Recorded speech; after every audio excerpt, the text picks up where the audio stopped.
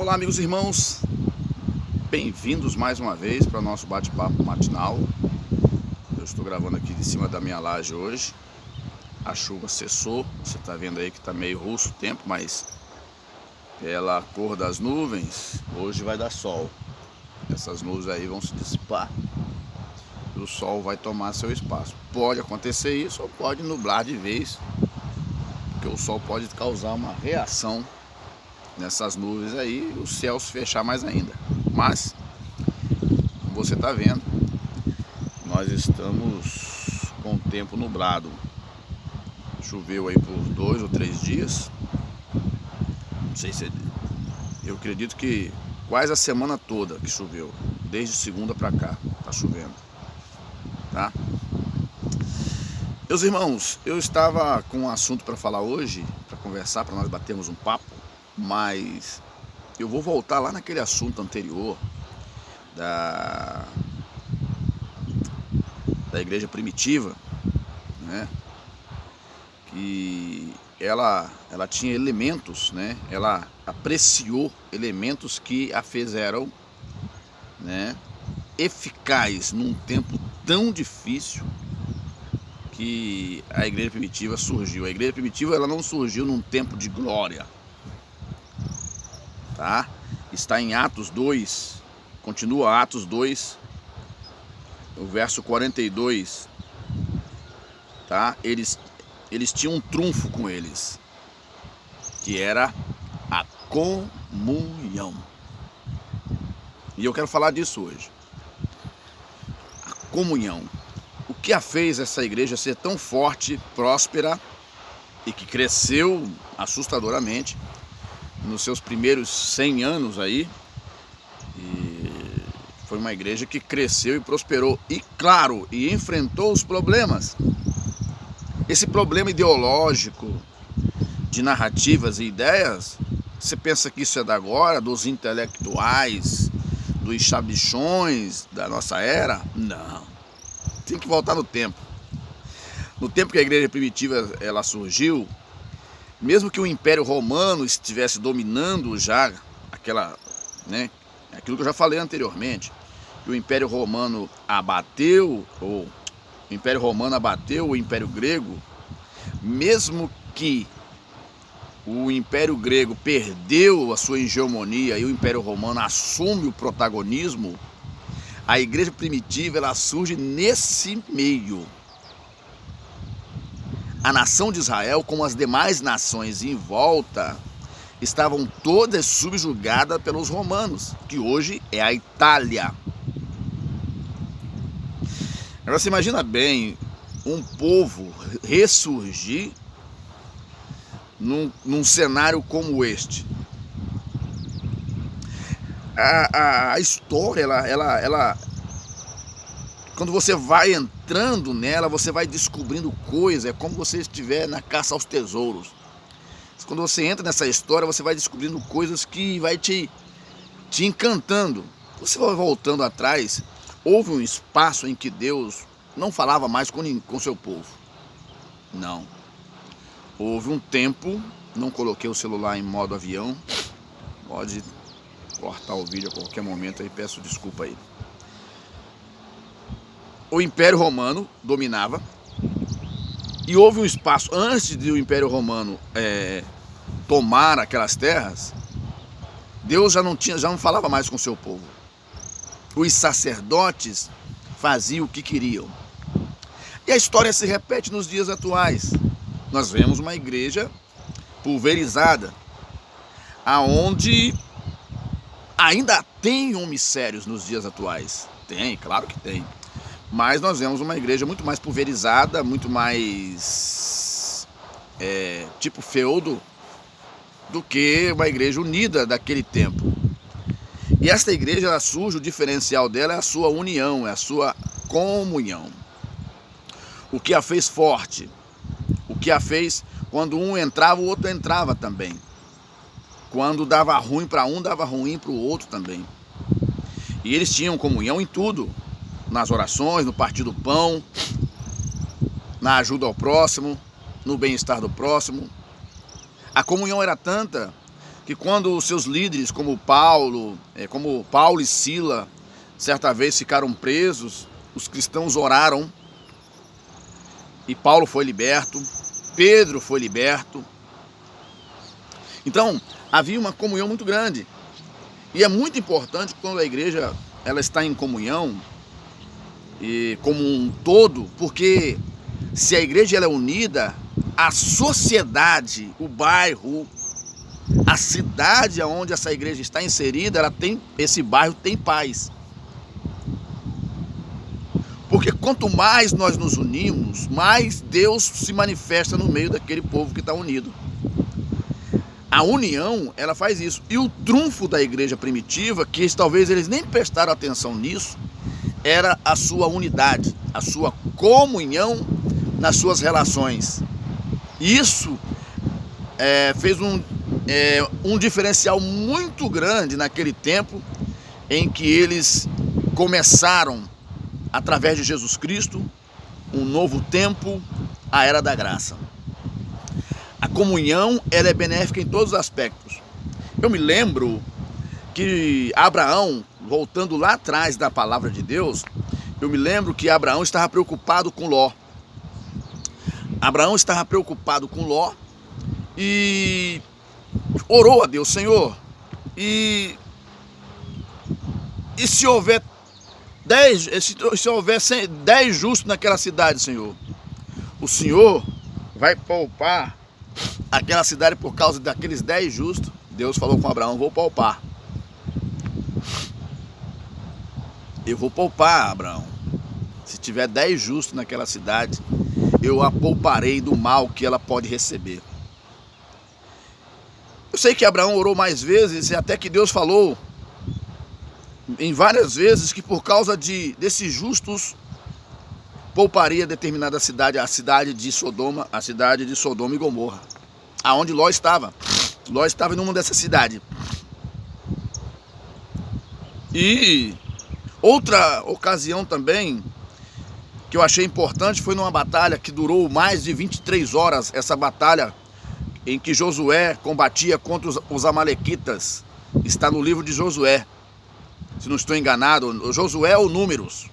Eu não me lembro muito bem, porque eu preciso buscar lá, mas eu já li essa história. Que Moisés estava do alto de um monte, feito igual eu estou aqui, e embaixo tinha uma planície. Aí, igual aqui embaixo, aqui na cidade, aqui, eu moro no alto do morro, eu sou morador do morro, e embaixo tinha uma planície. E lá embaixo estava travada a batalha. E Moisés, ele estendia a mão sobre os exércitos de Israel. E os exércitos de Israel venciam, mas de tempo em tempo a mão de Moisés cansava e ele arriava os braços. Quando ele arriava os braços, os amalequitas, eles avançavam sobre os exércitos de Israel. Moisés estendia a mão de novo e o exército de Israel avançava novamente.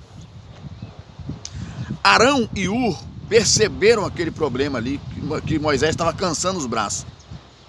E eles dois falaram assim: olha, vamos colocar uma pedra um do lado do outro, vamos colocar uma pedra, vamos pedir Moisés para sentar e nós vamos segurar o braço de Moisés. Você já imaginou se Arão e Ur tivessem outros tipos de pretensões? Você já imaginou se Arão e Ur tivessem intencionados, tivessem com outros pensamentos? O que seria dos exércitos de Israel aquele dia? Teria sofrido uma derrota. E as grandes derrotas, as muitas derrotas que nós temos sofrido hoje, é porque está faltando Arão e Ur ao lado do seu pastor, para ajudar, para cooperar. Às vezes eu vejo muitos criticando o pastor, mas não faz o que o pastor faz. Mas não vai lá saber se ele está com sede, não vai lá saber se está precisando de uma força, não vai lá saber se ele está precisando de alguma coisa, porque talvez o pastor também é gente. O pastor também tem dificuldade.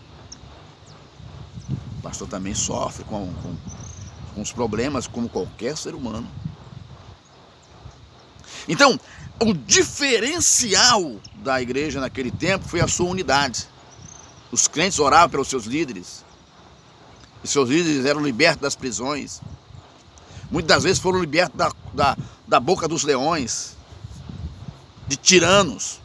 A igreja sobreviveu a esses tempos hostis. A igreja nasceu no tempo hostil. E o que foi fundamental para a sua permanência até aqui foi a sua unidade, a sua comunhão. Apesar dos problemas terem acontecido. Que mesmo a igreja tendo comunhão, os problemas não vão embora. Mas a igreja tendo comunhão é mais fácil para vencer os problemas. Eu fico olhando hoje, nós olhando nossa condição no nosso país hoje. Você acha que se as pessoas que estão envolvidas no poder público, na política, estivessem realmente unidos, você acha que o nosso país estaria passando o que está passando? Não estaria. Não estaria passando o que está passando. Então, o que a igreja primitiva, ela evidenciou e colocou em prática nas suas vidas, foi aonde um tá, outro também tá. Se tá bom para mim, se tá bom para fulano, tá bom para mim. Há aqueles que gostam que você participa com eles só nas orações. Mas para outras situações não te chamam. O que nós vemos hoje é um espírito, e sempre teve, claro que está mais acentuado agora, espírito faccioso, que o apóstolo Tiago, ele combateu numa das suas cartas aos irmãos. Tiago combateu isso, que a igreja, quando ela está em comunhão, ela não pensa em divisão, em separação de classes, quem é melhor, quem é pior, quem merece mais, quem merece menos, não. Tem tudo em comum que está escrito no livro de Atos, capítulo 2. Eles tinham tudo em comum. E uma das coisas que eu evidencio na palavra do apóstolo Tiago é esta aqui. Apesar de ele ter outras palavras muito importantes, mas essa aqui é uma das importantes porque ele chama a atenção dos irmãos. Naquele tempo, a sabedoria que vem do alto, no capítulo 3, do verso 13 a 18. O que diz? Quem dentre vós é sábio e inteligente? Mostre pelo seu bom trato as suas obras em mansidão e em sabedoria.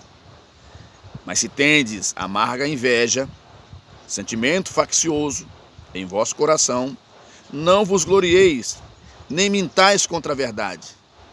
Essa não é a sabedoria que vem do alto, mas é terrena, animal e diabólica. Porque aonde há inveja e o espírito faccioso, aí há perturbação e toda obra é perversa. Mas a sabedoria que vem do alto é primeiramente pura, depois pacífica, moderada, tratável, cheia de misericórdia e de bons frutos, sem parcialidades e sem hipocrisia. Ora, o fruto da justiça semeia-se na paz, para os que exercitam a paz. Então, nós precisamos trabalhar em torno disso. Olha, eu vou contar bem rapidinho aqui uma situação que aconteceu comigo ontem. Hoje, e eu sempre falo isso, que hoje a maioria das pessoas, não vou dizer todas, elas definem alguém pelo olho.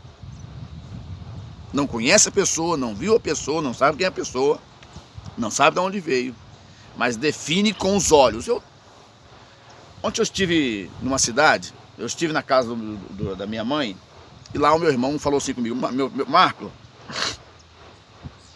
vai na outra cidade ali para mim, Cachoeiro do Itapemirim, que nós estamos no distrito, aqui eu estou no distrito de Gironda, minha mãe mora no distrito de Itaoca. Falou: Marco, vai lá em Cachoeiro para mim, comprar umas peças para mim. Vai no meu carro mesmo. O carro dele é diferente do meu. O carro dele é um Corolla. Eu fui. Peguei lá as peças, as amostras, botei no carro e fui para Cachoeiro. Cheguei, passei nas lojas onde tinha que comprar as peças. E por último eu fui numa outra loja comprar uma outra peça, que já era peça para mim. Coisa barata, deu uns R$60.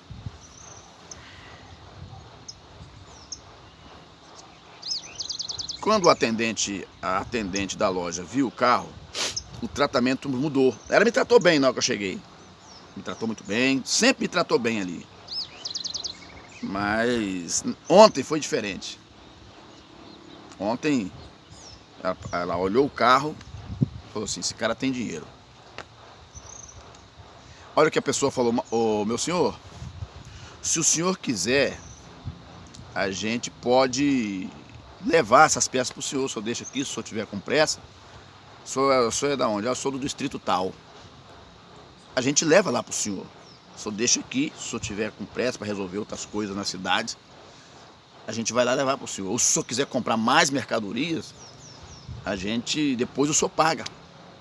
Então, sempre estive naquela loja. E é a primeira vez que acontece isso. Ou seja, eu não tenho um laço de amizade com o pessoal da loja, não. Sempre compro ali, compro com uma pessoa. Mas por quê? Porque a pessoa viu que eu tinha potencial. Esse cara tem dinheiro, porque está num carrão aí, num carro grande. Então, hoje em dia, é tudo medido no olho. E uma das coisas que o apóstolo fala aqui é que o verso 17 diz: mas a sabedoria que vem do alto é primeiramente pura, depois pacífica, moderada, tratável, cheia de misericórdia. Quando falta isso aqui, nós condenamos as pessoas sem elas realmente ter sido condenadas. Nós já damos o feedback para a pessoa sem ao menos dar a elas uma chance de se recuperar. Dar a ela uma chance de... Eu me lembro uma vez, um gesto muito bonito. Eu trabalhei num supermercado uma vez, mas é supermercado de interior. E eu me lembro que lá tinha um motorista, ele até cristão, servo de Deus. E uma época ele passou, o carro dele quebrou, e ele passou um aperto muito grande, que ele tinha dois carros. Ele tinha dois carros. Um era com outro motorista, que foi pego num lugar aí para fora. O caminhão foi roubado e esse motorista foi assassinado. E esta pessoa ficou muito ruim financeiramente. E eu era empregado desse supermercado, e eu observei que o meu patrão, ele atendeu aquele homem por mais de 8 meses, eu acredito que chegou mais de ano, vendendo a compra do mês para aquele homem, sem receber dele um centavo. Então, eu vou te atender, quando o senhor melhorar, o senhor começa a me pagar. Essas coisas me deixam comovido, porque ali não estava mais o interesse financeiro. Claro que não dá para fazer isso com todo mundo, porque senão a pessoa também quebra. Mas eu vi esse barulho aí, esse ruído é moto. Agora está na hora do serviço. Mas eu vi ali um sentimento de irmão. E olha que os dois eram de igrejas diferentes. Hoje tem essa guerra aí, não podemos conversar com fulano, não podemos falar com fulano. Da minha parte não vejo isso que seja problema, mas tem alguns que são radicais, tanto do nosso lado quanto do outro lado. Aquele irmão falou assim, não, e o outro irmão era da outra igreja. Ele falou assim, não, eu vou atender o senhor, quando o senhor tiver condições, o senhor me paga. Aquilo eu fui para casa pensando, eu era novo, eu devia ter meus 17, 18 anos de idade, eu devia ter naquela época. Hoje eu estou com 47 para 48, se Deus permitir, daqui uns dias eu faço 48, no mês de outubro. Quantos anos tem isso? Tem quase 30 anos isso. Tem uns 30 anos isso. que aconteceu isso. Quase nasceu uma geração de lá para cá. Eu era jovem, eu trabalhava nesse supermercado. E o meu patrão falou com aquele outra pessoa que era até um cristão de outra igreja. Falou assim, olha, eu vou te atender, vai fazendo as compras aí. Quando você tiver condições, você melhorar, porque além do homem perder o caminhão dele, o seu motorista foi assassinado por aqueles que levaram o carro.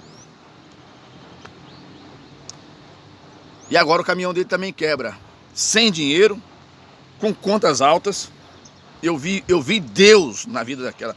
Eu vi Deus agir ali. Porque esse é o sentimento que tem que ter.